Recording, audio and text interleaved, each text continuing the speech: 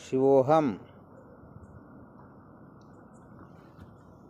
शिवोहम गुरुदेव। गुरुदेव प्रणाम आपके श्री चरणों में बारंबार।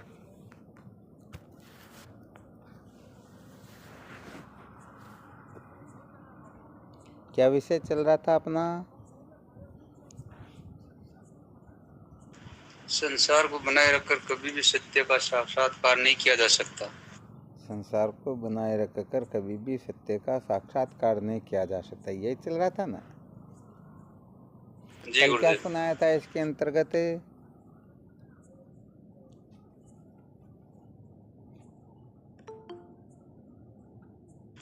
गुरुदेव त्यागात्मक और गणनात्मक के बारे में बताया। त्यागात्मक साधना और ग्रहणात्मक साधना ना। जी गुरुदेव।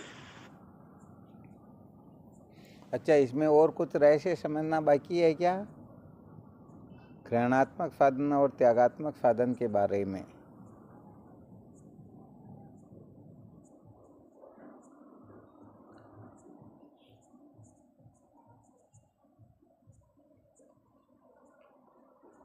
चलो यहाँ पर एक विशेष सूत्र बता देते हैं ना, बहुत अच्छी तरह से ध्यान रखना इसका। ग्रहणात्मक साधन जो होते हैं ना, इनको यदि ग्रहण करने के लिए ही ग्रहण करता है तो समझ लेना चाहिए वह निश्चित रूप से पतन की ओर ही जाएगा, अर्थात जन्म मृत्यु की श्रृंखला से कभी भी मुक्त नहीं हो सकेगा।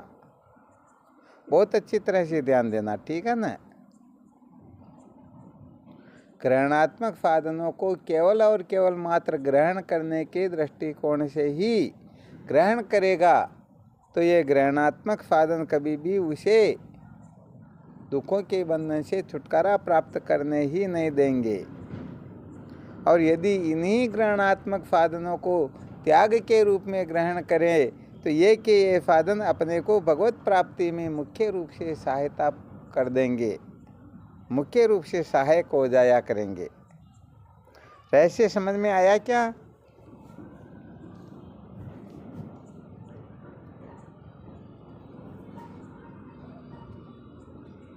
आवाज आ रही नहीं आ रही? महाराज जी तो नहीं, आवाज तो आ रही, थोड़ा वापस थोड़ा पुण्य थोड़ा समझाओ। ये ग्रहणात्मक साधन जिसके लिए पहले चर्चा की गई थी, ये ग्रहणात्मक साधन जो है ये अपने को बारंबार जन्म मृत्यु की श्रृंखला में भटकाने के लिए ही होते हैं। अर्थात ग्रहणात्मक साधन अपने को मुक्त न करके बंधन में ही डालते हैं, बंधन की ओर ही ले जाते हैं। अर्थात ये जन्म मृत्यु की श्रृंखला में भटकाने के सिवाय और कुछ कर सकते ही नहीं। अब सूत्र ये बताया जा रहा है कि यदि इन्हीं ग्रहणात्मक साधनों को हम त्याग के लिए, इनको त्यागने के लिए यदि ग्रहण करें तो ये साधन अपने को मुक्ति में, आ गया समझ में, अपनी मुक्ति में सहायक हो जाएंगे। नहीं महाराज जी, थोड़ा विरोधाभास है। त्यागना भी है, ग्रहण करना भी है, ये कैसे हो रहा है? थोड़ा डिटेल में। अच्छा, विचार करके देखो। दवा सेवन करते हैं तो ग्रहण करने के लिए ग्रहण करते हैं तो त्यागने के लिए ग्रहण करते हैं? दवा तो ग्रहण करने के लिए करते हैं। अच्छा, ग्रहण करते हैं तो बताओ, यदि स्वस्थ हो जाए तो उसके पश्चात में उस दवा का प्रयोजन पूरा हो जाए तो फिर दवा का त्याग करेंगे या नहीं करेंगे? करेंगे जरूर महाराज जी। और यदि त्याग नहीं करेंगे तो बड़ा गड़बड़ घोटाला हो जाएगा ना। अच्छा, भोजन करते हैं तो जब क्षुधा की निवृत्ति हो जाती तो फिर भोजन का त्याग कर देते हैं या नहीं करते हैं? ठीक है महाराज जी, आ गए समझ में आ गया ना। यदि भोजन को ग्रहण के रूप में ही ग्रहण करे तब तो पेट फटे चाहे कुछ भी हो ना, भोजन करते रहो। परंतु इसका यदि त्याग के रूप में ग्रहण किया जाए तो निश्चित रूप से ये मुक्ति का द्वार प्रशस्त कर देता है, मुक्ति का द्वार खोल देता है। ये थोड़ी विशेष बात है, यानी आवश्यकता अनुसार ही ग्रहण करना। अरे भाई, इनका जो प्रयोजन होता है ना, जैसे निष्काम कर्म का प्रयोजन के अनुसार ग्रहण करना। जैसे निष्काम कर्म को ग्रहण किया, ये भी तो ग्रहणात्मक साधन ही है ना, कर्म भी। परंतु कर्म को चित्त शुद्धि के लिए हमने ग्रहण किया, और चित्त शुद्धि के लिए ग्रहण किया, इसे सिद्ध होता है कि जब तक चित्त शुद्ध नहीं होगा तब तक हम कर्म को महत्व देंगे। चित्त शुद्ध होने के पश्चात कर्म का त्याग कर देंगे। तो बताओ ये कर्म मुक्ति में प्रशस्त हो जाएगा या नहीं होगा, अर्थात मुक्ति में सहायक होगा या नहीं होगा? वो तो सहायक ही होगा। हाँ, निश्चित रूप से हो जाएगा।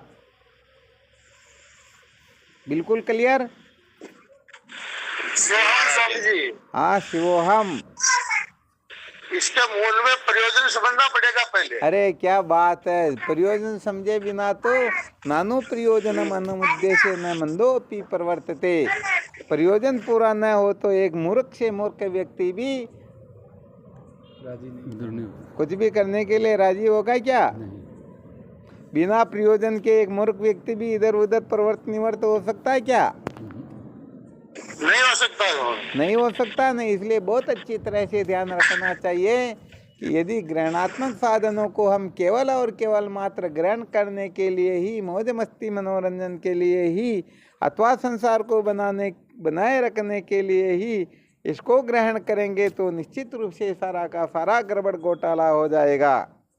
और यदि इन साधनों को हम अविद्या के बंधन से मुक्त होने के लिए ग्रहण करेंगे तो इन साधनों का जो प्रयोजन पूरा होगा, प्रयोजन पूरा होते ही हम उन साधन का त्याग कर देंगे और आगे वाले साधन को पकड़ लेंगे।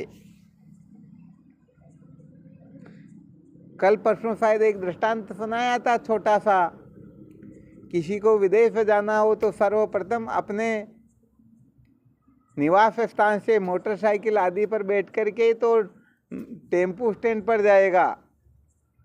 टेम्पो स्टैंड से बैठ करके ट्रेन या रोडवेज जहाँ जाती वहाँ जाएगा। वहाँ से बैठ करके फिर आगे उतर करके फिर वहाँ टेम्पो वगैरह में बैठ के फ्लाइट जहाँ मिलती वहाँ पर जाएगा। तो ये जितने भी साधन है ना, जो साधन जहाँ तक पहुँचाता वहाँ तक हम जाएंगे, फिर आगे उसका त्याग कर देंगे। अब कोई कह दे नहीं नहीं हम तो इसका त्याग नहीं करेंगे, ये साधन तो हमको चाहिए ही चाहिए, तो बताओ वह साधन अपने को विदेश में ले जा सकता है क्या? कभी नहीं ले जा सकता, कभी नहीं ले जा सकती है ना। बस इसलिए इस बात का बहुत अच्छी तरह से ध्यान रखना चाहिए। जब भूख हो तब भोजन को ग्रहण करना होता है, भूख की निवृत्ति होते ही भोजन का त्याग करना होता है। अच्छा विचार करके देखो, जब कपड़े धोते हैं तब साबुन लगाते हैं, तो जब तक मैल होती तब तक ही तो साबुन की आवश्यकता होती है, अन्यथा तो साबुन ही मेल ही है। तो विचार करके देखो, यदि कोई साबुन लगा दे, साबुन लगाने के लिए ही साबुन लगाए तो कपड़ा साफ हो सकेगा क्या? नहीं होगा। नहीं जी। हाँ, साबुन को हटाना पड़ेगा ना, हटाना पड़ेगा। हाँ। इसलिए सदा सर्वदा ध्यान रखना चाहिए, कर्म के द्वारा अंतःकरण के मलदोष की निवृत्ति होती है, उपासना के द्वारा विक्षेप की निवृत्ति होती है, ज्ञान के द्वारा अज्ञान की निवृत्ति होती है। जब तक मल विक्षेप आवरण दोष की निवृत्ति नहीं हो जाती है तब तक कर्म उपासना ज्ञान की आवश्यकता होती है, और जब इन दोषों की जो निवृत्ति हो जाती है तो फिर इनकी भी कोई आवश्यकता नहीं रह जाती है। अब किसी के अंतःकरण में मल दोष ही नहीं है और वह यदि कर्म को ग्रहण करे तो बात बिगड़ेगी न। और उत्पन्न हुआ ज्ञान ही नष्ट हो जाएगा। अरे क्या नहीं, बड़ा गड़बड़ घोटाला कर दिया। अरे उत्पन्न हुई जिज्ञासा नष्ट हो जाएगी। ज्ञान को नष्ट करने की सामर्थ्य अनंत कोटि ब्रह्मांड में किसी में है ही नहीं। थोड़ी बहुत जिज्ञासा वो भी खत्म हो जाएगी। हाँ, ये बहुत धन्यवाद। देखो बोलने में बड़ा गड़बड़ घोटाला हो जाता, बहुत बड़ा सिद्धांत का गड़बड़ घोटाला हो जाता। इसलिए ज्ञान का नाश तो कभी होता ही नहीं, चाहे पागल हो जाए, चाहे कैसी स्थिति क्यों न हो जाए। एक बार यदि ज्ञान उदय हो जाए श्रुति प्रमाण गुरुदेव की कृपा से, वेदांत के श्रवण मनन निधिध्यासन से, तो उस ज्ञान का नाश स्वप्न में भी संभव नहीं है। अनंत कोटि ब्रह्मांड जलकर भस्म हो जाए फिर भी उस ज्ञान का नाश नहीं होता है। वही ज्ञान तो अंत में उसे विदेह मुक्त बनाता है, वही तो उसे सदा सदा के लिए कृतार्थ करता है। चलो बहुत धन्यवाद, तो भी बहुत अच्छी बात बताई। गलत बोल करके भी कुछ न कुछ सूत्र तो उसका निवारण आप कर देते हैं ताकि हाँ नहीं कुछ बहुत कुछ समझ धन्यवाद। तो आता ही क्योंकि है। हाँ साधकों को क्या है कि कुछ कुछ सूत्र ऐसे होते हैं जिनमें यदि गलत बोलते तो बहुत बड़ा अनर्थ हो जाता है। क्योंकि ज्ञान तो अपना स्वरूप होता है, आत्मा का कभी नाश होता है क्या? इसलिए जिज्ञासा नष्ट हो जाती, ये जरूर पक्का होता है। यदि कोई साधक शिवम स्वामी जी, हाँ शिवो हम, तो स्वामी जी एक निवेदन ये है कि भाई ज्ञान भी तो ज्ञान को नष्ट करके वो भी सब समाप्त हो जाता है। आगे आगे नहीं देखना, अपने को विषय चल रहा है उस हिसाब से। जहाँ अपने को कोई गलती हो गई तो तुरंत स्वीकार करना चाहिए। ज्ञान का प्रयोजन भी ज्ञान को नष्ट करना ही है। वो फिर गड़बड़ हो जाएगी। अपने को जिस जगह विषय की चर्चा चल रही है ना वहीं देखना अपने को, वरना आप बिल्कुल सत्य कह रहे, गलत थोड़े कह रहे हो। परंतु यहाँ वो तर्क हो जाता है, जैसे हमने गलत बोल दिया फिर भी उनको सत्य सिद्ध करना चाह रहे, ऐसा हो जाता, ऐसा सिद्ध होता। अच्छा हाँ, ये फिर सत्संग में थोड़ा अपराध होता, अच्छी बात नहीं होती। तो क्या सुना रहे थे अभी जो भवानी शंकर जी बता रहे हैं ना, इस दृष्टिकोण से देखा जाए तो कोई साधक अनादिकाल से निष्काम कर्म उपासना करके अंतःकरण को भले ही शुद्ध क्यों न कर ले, और बड़े बड़े महापुरुषों का, तत्ववेता महापुरुषों का संग करके विवेक वैराग्य फट संपत्ति मुमुक्षता इन चार साधनों से संपन्न क्यों न हो जाए, और वह साधक श्रोत्रिय ब्रह्मनिष्ठ गुरुदेव की शरण में ही क्यों न चला जाए, परंतु थोड़ी सी गड़बड़ कर देता है। श्रोत्रिय ब्रह्मनिष्ठ गुरुदेव के समीप पहुँचते पहुँचते वह वेदवादी पामर पुरुषों का संग कर लेता है, संसारियों का संग कर लेता है। तो अभी जो भवानी शंकर जी महाराज ने बात बताई ना, उनकी जो जिज्ञासा है वो भी नष्ट हो जाएगी, ये बिल्कुल पक्का होता है। हाँ, इसीलिए वेदांत के जो साधक होते हैं, सत्संगी होते हैं, उनको बहुत सोच समझ करके रहना होता है।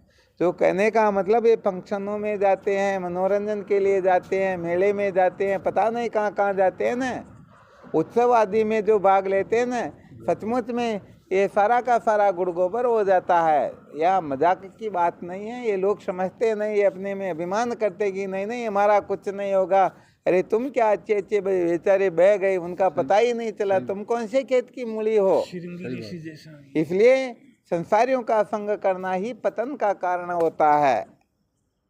तो जो सबसे अधिक संसारियों का संग करता है वो रात दिन वेदांत का अध्ययन करे, पता नहीं क्या क्या करे, फिर भी गड़बड़ घोटाला जीवन से निकलने वाला सचमुच में है नहीं। भाई बात तो ऐसी है कि ये तो बिल्कुल सत्य हम समझ लेना। हालांकि कोई देखेंगे भाई ऐसी बात तो क्यों बता रहे, परंतु क्या करें, हमारा संस्कार ही ऐसा, हमारे को जिन महापुरुषों का सानिध्य मिला तो शुरू से ही संकेत ही ऐसे मिले, हम क्या करें। तो कहने का मतलब यदि कोई एक बार शादी में 2, 5, 10 मिनट के लिए भी चला जाए तो उसे नरक में जाने के लिए पाप करने की आवश्यकता ही नहीं है। अब जो 24 ही घंटे पागल होकर के उन्हीं की में नाचने कूदने में, मौज मस्ती मनोरंजन करने में, पता नहीं क्या क्या करने में लग गए, तो उनके लिए तो क्या कहें। फिर हो जाता, कितना पुण्य नष्ट होता है।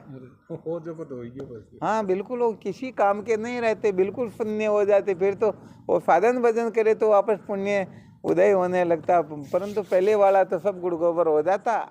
परंतु करे तो क्या करे, संसार को बनाए जो रखना, संसार को राजी जो रखना, संसार से सर्टिफिकेट जो लेना ना, तो ये संसार का सर्टिफिकेट बड़ा खतरनाक होता है। ये मिट्टी में मिला करके फिर ही प्राप्त किया जाता, और प्राप्त होने के बाद में पता नहीं 1 सेकंड रहे या 1 घंटा रहे, 1 दिन रहे, वो कभी भी नष्ट हो जाता। संसार वालों को क्या महाराज, ये तो हाथों हाथ कह देंगे, क्या समझता अपने आप को। हाँ, हमारी ओर देखता भी नहीं, हमसे बात भी नहीं करता। हमारा संसारी लोग जो होते वो तो ये दोनों तरफ ध्यान रखते कि ये भी बनाए रख ले, ये भी बनाए रख ले। ऐसा होता है क्या? हाँ, कभी नहीं होता। एक बार वो दृष्टांत दिया ना, किसी महात्मा के पास में कोई गया और गुलदस्ता लेकर के गया, गुलदस्ता ले जाके भेंट किया, गुलदस्ता बहुत अच्छा था, तो महात्मा उनको देखने लग गए। बहुत देर हो गई तो साधक कहने लगता, स्वामी जी ये गुलदस्ता तो मैं लेके आया हूँ, आप इनको देख रहे, मेरे को तो देख ही नहीं रहे। तो महात्मा ने गुलदस्ते को फेंक दिया, टूट गया वो। कहा चलो कोई बात नहीं, मैं तेरे को देखता हूँ। नहीं नहीं स्वामी जी ऐसा नहीं, इसको भी देखो, मेरे को भी देखो। अरे तो संसारी लोगों का काम है कि इसको भी देखो, उसको भी देखो। महात्मा लोग तो वो मन से वाणी से शरीर से हाँ एकनिष्ठ ही होते हैं। ऐसा नहीं कि अभी क्या बाद में क्या फिर क्या, ऐसा स्वप्न में भी हाँ ये बड़ी विलक्षण बात होती है। इसलिए भाई सच्ची बात यह है कि जो विवेकी होते हैं ना, हाँ आगे की कक्षा वालों की तो बात ही अलग है। जो विवेकी होते हैं सबसे पहले यही निश्चय करते हैं, निर्णय लेते हैं कि वहाँ जाने से मेरा कल्याण होगा या नहीं होगा, पतन होगा या उत्थान होगा। बस उनके हृदय में 24 घंटे केवल यही सूत्र गूंजता है, किम अहम तेन कुर्याम एन नामृता श्याम, अर्थात मैं उसे लेकर क्या करूँगी जिससे अमृत तत्व की प्राप्ति नहीं होती है। ये मैत्रेयी का वचन स्वर्ण अक्षरों में लिखने योग्य है। परंतु हम इस बात को जानते रटते भी हैं, परंतु जाते वहीं पर। हाँ दिन में 10 बार जीवने का निमंत्रण आ जाए तो 10 बार चले जाएंगे, पता नहीं, समझो अनादिकाल से भूखे ही बैठे हैं। तो ये संसार का काम बड़ा खतरनाक वास्तव में, क्योंकि ये दिमाग से निकलते ही नहीं, चाहे कितना भी सत्संग सुना हो ना, परंतु फिर भी कहने का मतलब आज्ञा पालन करना या शास्त्रों की रीति से चलना, समझदारी। हाँ ठीक है, जहाँ आवश्यकता हो वहाँ पर बात अलग होती, परंतु आवश्यकता ही नहीं फिर भी भीड़ करे बिना मतलब के, आगे की जरूरत ही नहीं फिर भी ज़बरदस्ती से नहीं, वो आबेल मुझे मार वाली बात हो रही है। तो संसार में लोग क्या कि बहुत सारे ध्यान रखते हैं कहाँ पर जीवने का निमंत्रण है।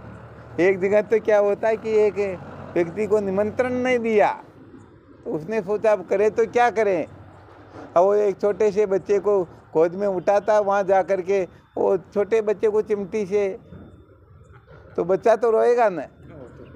अब बच्चा रोता तो वहाँ कोई कहते अरे भाई इनको क्यों रुला रहे हो, कि ये कहता कि मैं लड्डू खाऊं, ये खाऊं, वो खाऊं। अरे तो छोटे बच्चे की क्या दिक्कत है, इसको बिठाओ ना, इनके निमंत्रण नहीं। अरे निमंत्रण नहीं तो छोटे बच्चे को कौन सा निमंत्रण चाहिए, बिठाओ इसको। अरे करूं क्या, ये मेरे सिवाय खाता नहीं। अरे भाई आप भी बैठो, परंतु बच्चे को रुलाओ मत, तो बड़े खतरनाक होते हैं ना।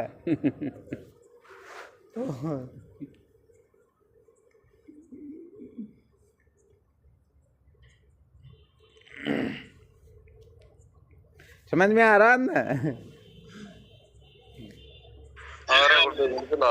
हाँ बहुत अच्छी बात है। हाँ तो वास्तव में सच्ची बात है, ये सब भटकना होता है। वास्तव में जब तक अपने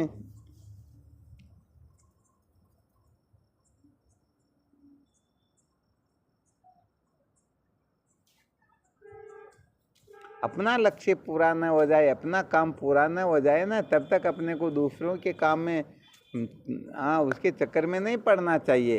अपना काम तो पहले पूरा कर लो, जीवन का भरोसा थोड़े ही है बिना मतलब कि यहाँ गए वहाँ गए, ये भटकना क्या है, यही तो अविवेक है। चलो ठीक, कोई बात नहीं, थोड़ा साधकों का वो लोग क्या कहते कि मनोरंजन नहीं हो तब तो सत्संग भी नहीं होते, करें तो क्या करें। तो अपना विषय चल रहा था ग्रहणात्मक साधन और त्यागात्मक साधन। तो ग्रहणात्मक साधनों को हम यदि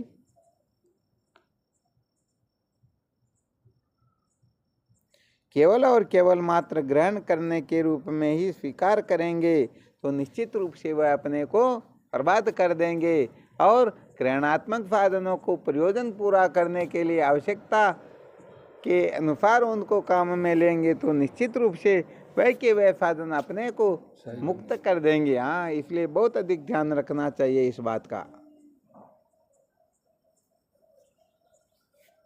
तो रहस्य को बहुत अच्छी तरह से समझना चाहिए।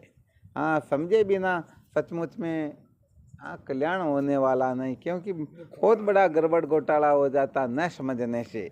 इसलिए इस विज्ञान को बहुत अच्छी तरह से समझना होता है कि कब ग्रहण करना होता है, कब त्याग करना होता है। ये ग्रहण और त्याग की प्रक्रिया अच्छी तरह से समझ में आ जाएगी तो सचमुच में जीवन धन्य हो जाएगा।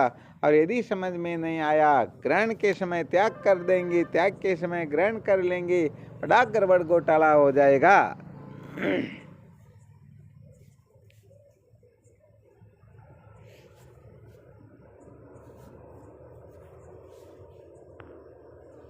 इसमें कोई संशय है क्या?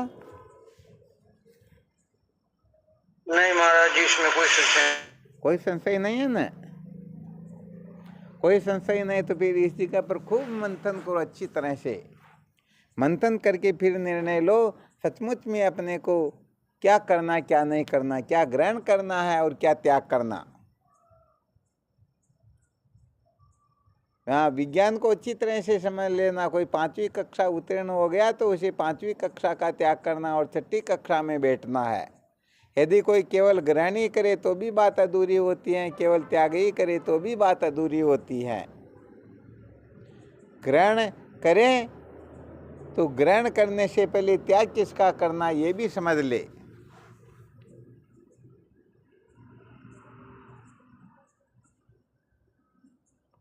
तो वैसे देखा जाए तो सारा का सारा संसार अध्यास स्वरूप है। ये रज्जु सर्पवत है, सचमुच में इनकी सत्ता ही नहीं है। ये तो केवल और केवल मात्र प्रतीत अवश्य होता है, परंतु इसकी प्राप्ति नहीं होती है। इसलिए सत्य को जान करके ही जीव समस्त बंधनों से, समस्त दुखों से सदा सदा के लिए छुटकारा प्राप्त कर सकता है, अन्यथा और कोई साधन है ही नहीं। तो इसी रहस्य को समझाने के लिए सम्यक प्रकार से इसका बोध प्रत्येक साधक के हृदय में ठीक ठीक प्रकार से जागृत हो, बस इसी के लिए ये ग्रहण और त्याग की प्रक्रिया होती है। तो कुल मिलाकर के ग्रहण के लिए जो ग्रहण करेगा वह पतन की ओर चला जाएगा, और त्याग के लिए जो ग्रहण करेगा वह निश्चित रूप से ग्रहण करते हुए भी अपने जीवन को धन्य बना लेगा। चलो, रहस्य समझ में आ गया हो तो थोड़ा क्वेश्चन कर लेते हैं। हम गृहस्थ की ओर जो प्रवृत्त होते हैं ना, शादी विवाह आदि जो करते हैं, इसका प्रयोजन क्या है? क्योंकि ये भी तो ग्रहण करना हुआ ना। तो इसका प्रयोजन क्या है? कब तक ग्रहण करना है, कब इसका त्याग करना है?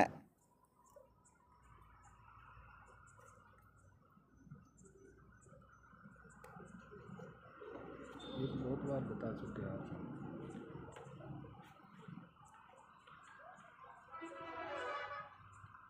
कौन बताएंगे? इनका महाराज जी वापस एकदम थोड़ा क्लियर।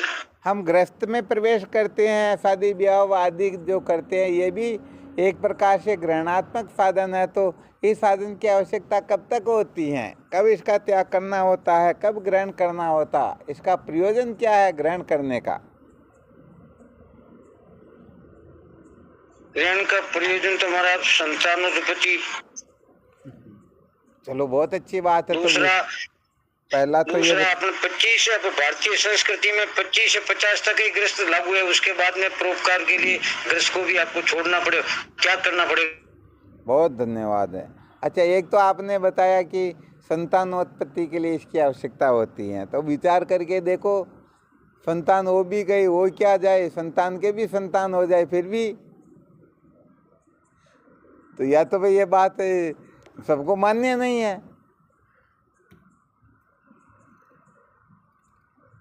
और वैसे देखा जाए शास्त्रों की दृष्टि से तो एक संतान उत्पन्न होने के बाद में पति जो होता है वह पिता हो जाता है, तो पत्नी जो होती है वो माँ का रूप हो जाती है। तो विचार करके देखो, क्या शास्त्रोक्त रीति से हम चल रहे हैं क्या? नहीं, वो तो अलग बात है महाराज जी, लेकिन वास्तविक जो उद्देश्य है विवाह का वही है कि एकोम बहुश्यामी जो मात्र है भाव, वो भाव अपने ऋषि मुनियों ने दिया था। हाँ, 100% सत्य वचन आपका गलत थोड़े ही है। और 50 वर्ष तक का कहा वो भी सही है। फिर भी विचार करके देखो, जिनकी उम्र 50 से अधिक हो गई उनको पूछ लो एक दो दिन के लिए भी घर छोड़ने के लिए तैयार है क्या? सदा के लिए तो बहुत दूर की बात है। महाराज ये कौन सा राजा हुआ था, उसने अपने पुत्रों से भी उम्र मांग ली, वो 1000 साल में संतुष्ट नहीं हुई। ययाति राजा, वैसा है वो ययाति।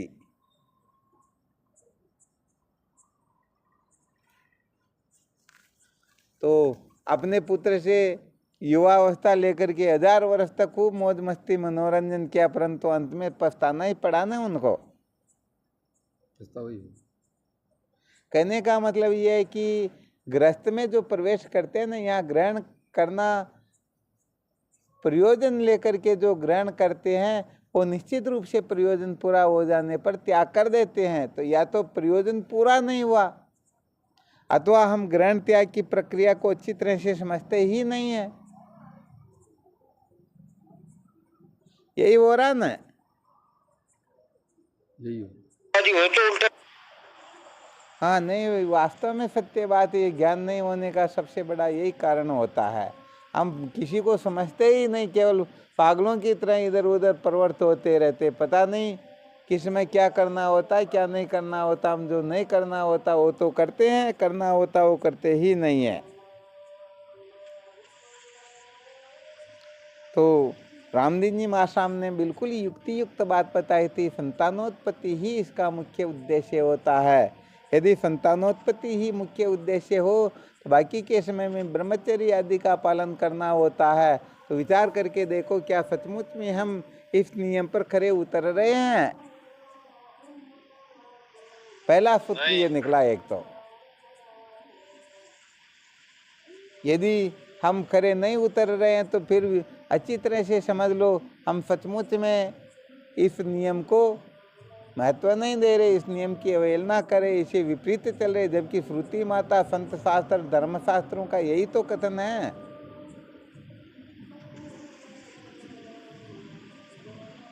अच्छा, थोड़ा इसका और रहस्य बता देते हैं।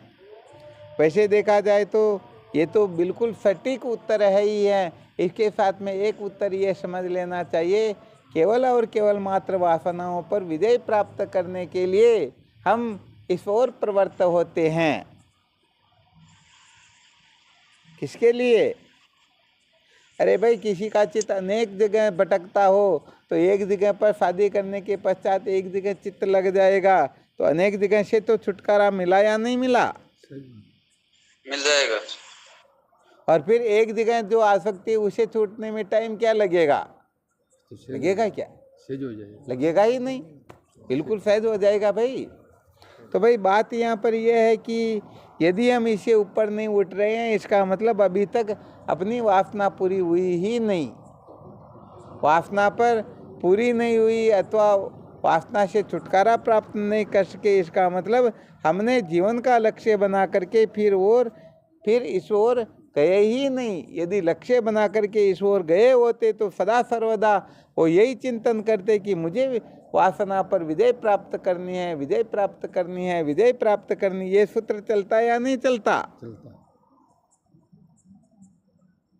और ये सूत्र चलता तो विचार करके देखो, किसी को 5 वर्ष, किसी को 25 वर्ष, किसी को कितने ही वर्ष हो गए, फिर भी कहने का मतलब 10, 20, 25, 30, 40, 50% कुछ न कुछ अंतर तो पड़ना चाहिए ना। पढ़ना चाहिए।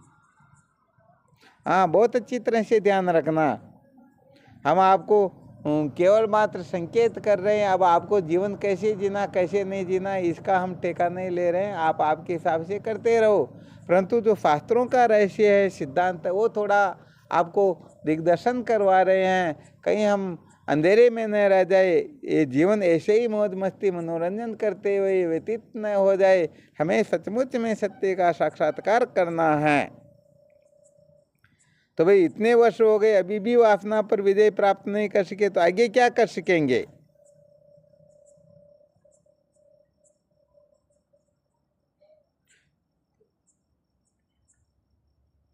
आवाज आ रही है?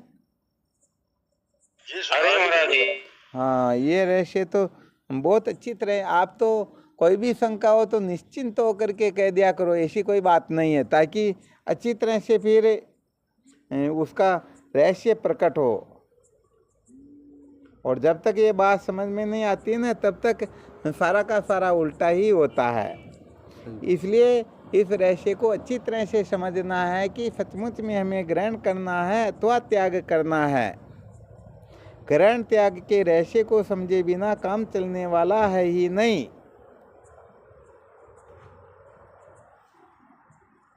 ओम गुरुदेव। हाँ शिवोहम।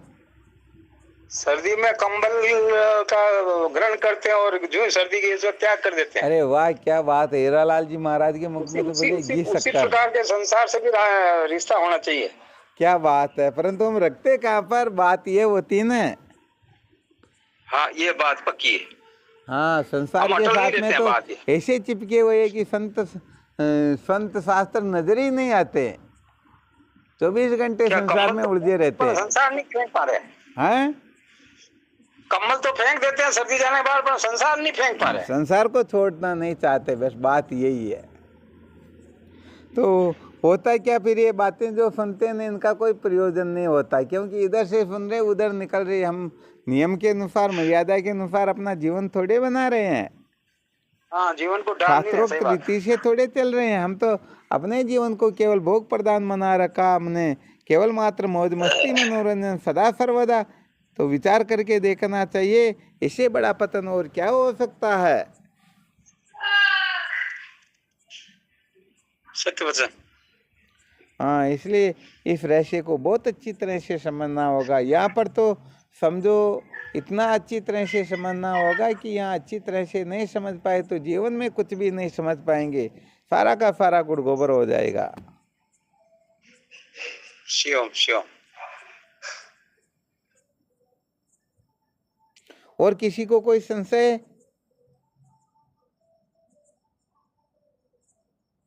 नहीं महाराज। नहीं है ना? बहुत अच्छी बात है।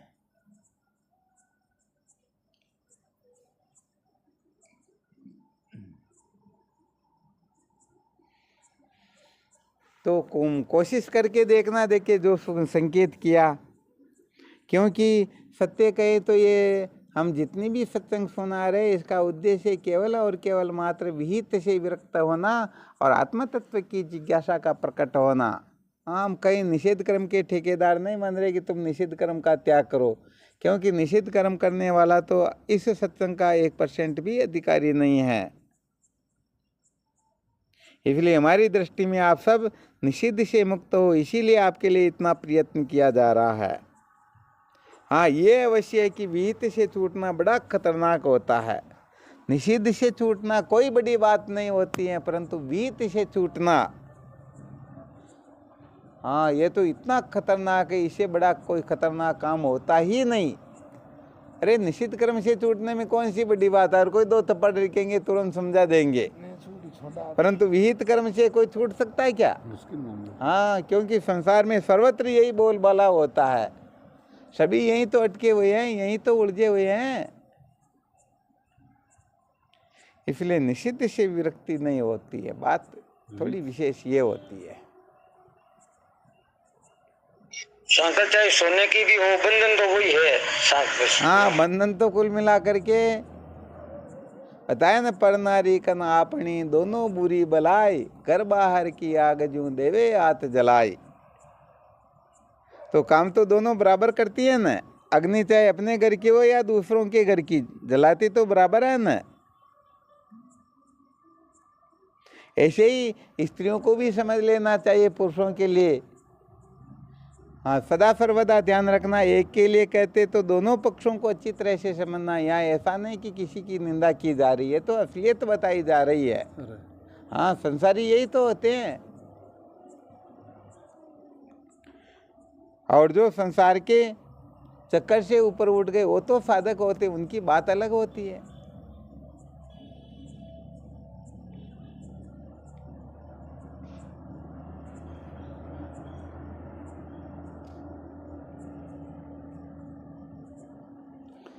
तो कुल मिलाकर के पहले भी कुछ बताया था, शायद वेदांत के 3 पैर होते हैं, ब्रह्मचर्य, अभ्यास और वैराग्य।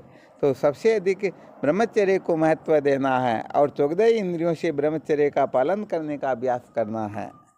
अपने पैर भी ज़्यादा फंक्शनों में न जाए, आंखें भी ज़्यादा नाच कूद को नहीं देखे, ठीक है ना।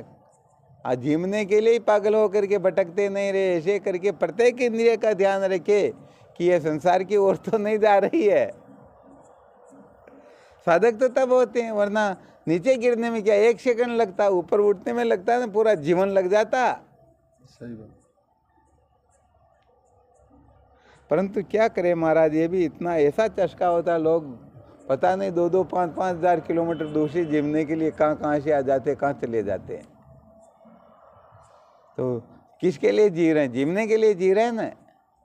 आत्म साक्षात्कार के लिए जीते तो हाँ बिल्कुल सत्य है। वो विद्या के बंधन से छुटकारा होने में समय थोड़े लगता है।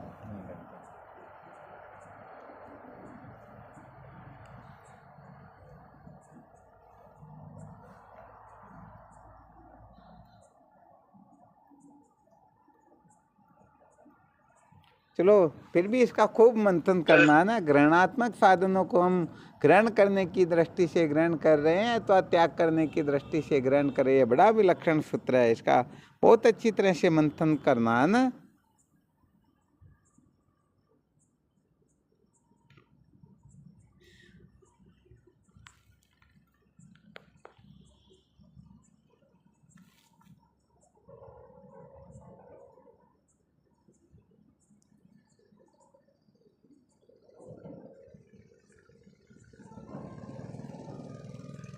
चलो ठीक, फिर करो विश्राम। और क्या चिंतन मनन करना है इसके बारे में?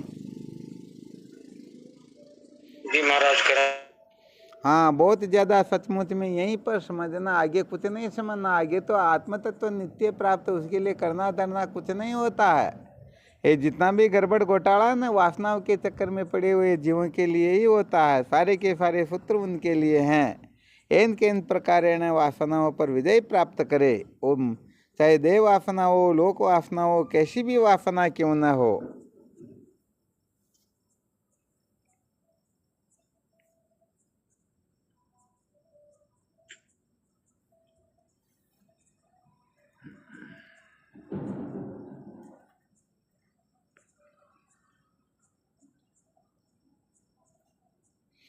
अच्छा, आप में से कोई ऐसा सूरवीर है जो कह सकता है कि भाई मैं पूर्ण रूप से कोशिश करूंगा यहाँ उत्तीर्ण होने की?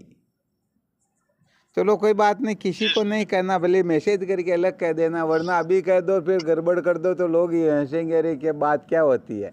क्योंकि हम ऐसे कुछ संतों को जानते जो अपनी घरवाली को क्या वो उड़ाते ना, उड़ा करके कह देते आशे तुम मेरी बहन है, मेरी बेटी है, 2-3 साल बाद में उनकी संतान भी हो जाती है। तो इसे तो अच्छा नहीं कहते ना, उनको ब्रह्मचर्य का पालन करना तो वैसे ही कर लेते ना। संसार में दिखावा करने की आवश्यकता कहाँ पर है? हाँ, इसलिए अपनी व्यक्तिगत बात तो गुरुदेव से ही करनी चाहिए। सबको क्यों सुनाना, संतों से ही करनी चाहिए। जी स्वामी जी। हाँ बिल्कुल सही है।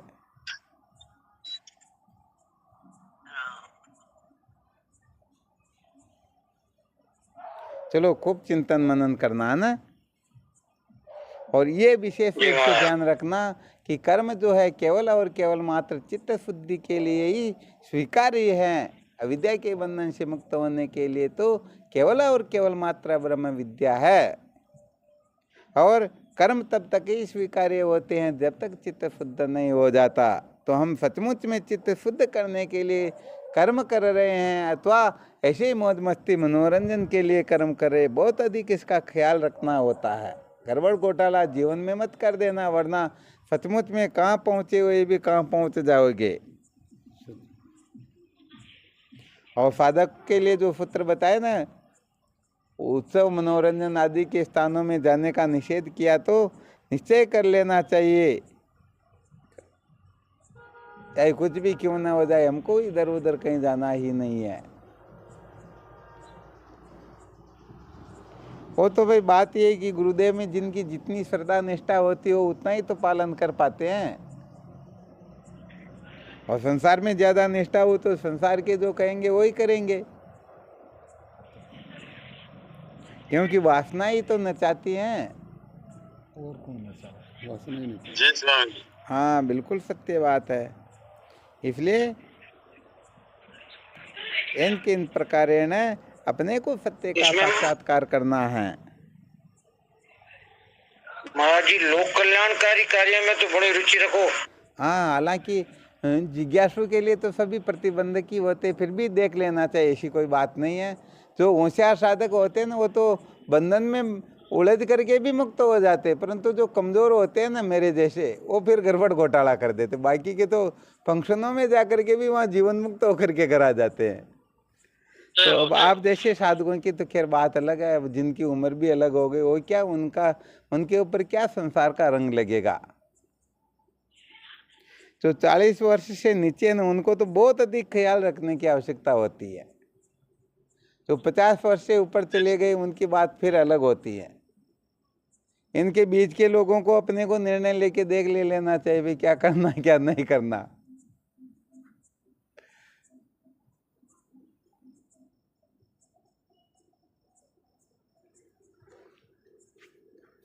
उत्सव आयोजन ये सब क्या है कि अपने को बहिर्मुखी बनाते हैं, इसलिए जहाँ तक हो सके बचते रहना चाहिए। और जहाँ आवश्यकता वहाँ तो फिर अब क्या करें, गृहस्थ में बैठे हुए हैं तो जाना भी होता है, ऐसी बात भी नहीं है। ये जो सुना रहे हैं तो सैद्धांतिक दृष्टि से सुना रहे हैं। जैसा संग होता है, रंग भी चढ़ता है, वो भ्रमित भी होते हैं आदमी। बिल्कुल निश्चित रूप से होते हैं ना। इसलिए सच्ची बात तो यही है कि बचाव ही उपचार है, परंतु किसी को पता नहीं क्या हो जाए, उसके बिना काम नहीं चलता हो, गड़बड़ घोटाला होता हो, लड़ाई झगड़ा राग द्वेष, पता नहीं घर छोड़ने की जैसी स्थिति आती हो, तो फिर थोड़ा उल्टा हो जाता।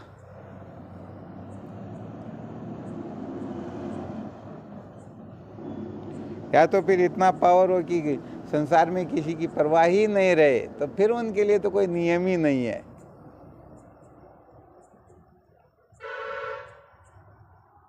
और संसार की परवाह है तो फिर अपने को ज़्यादा अक्ल होशियारी नहीं लगाना चाहिए, अपने हिसाब किताब से ही कहे भोजन करके आ गए, और तो क्या।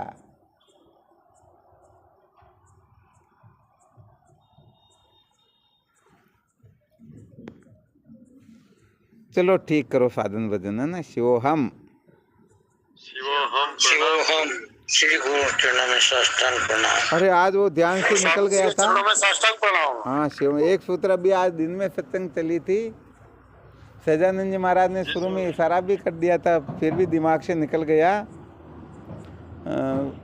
वेद स्तुति के अंतर्गत भगवान से प्रश्न कर लिया जाता है कि भगवान आपकी आदि अंत को जानते हो या नहीं। अब यहाँ पर भगवान यदि कह दे कि मैं मेरे आदि अंत को जानता हूँ तो भगवान आदि अंत वाले हुए, और भगवान कह दे नहीं जानता हूँ तो भगवान अज्ञानी हुए। तो इस जगह पर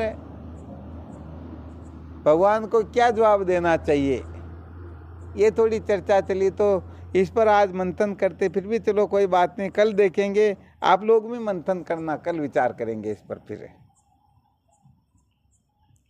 प्रश्न समझ में आ गया ना? आ गया गुरुदेव। वाह, चलो बहुत धन्यवाद, बहुत अच्छी बात। शिवोहम हाँ शिवोहम चरणों में साष्टांग प्रणाम। शिवोहम चरणों में कुछ प्रणाम। हाँ शिवोहम गुरुदेव भगवान के श्री चरणों में प्रणाम। शिवोहम हाँ शिवोहम श्री गुरुदेव भगवान के पावन चरणों में कोटि कोटि प्रणाम। शिवोहम प्रणाम हाँ शिवोहम प्रणाम शिवोहम प्रणाम शिवोहम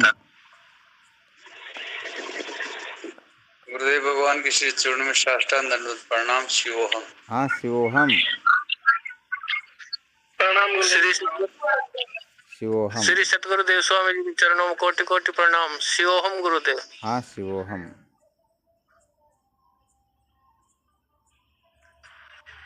शिवोहम गुरुदेव, आपके श्री चरणों में बारंबार प्रणाम, कोटि कोटि वंदन आपके श्री चरणों में। शिवोहम प्रणाम गुरुदेव। शिवोहम हाँ शिवोहम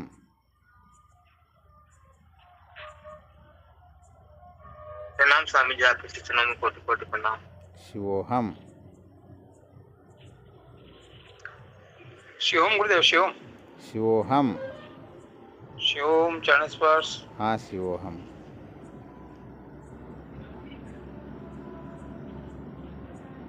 Kutipanang jagdusesya शिवोहम शिवोहम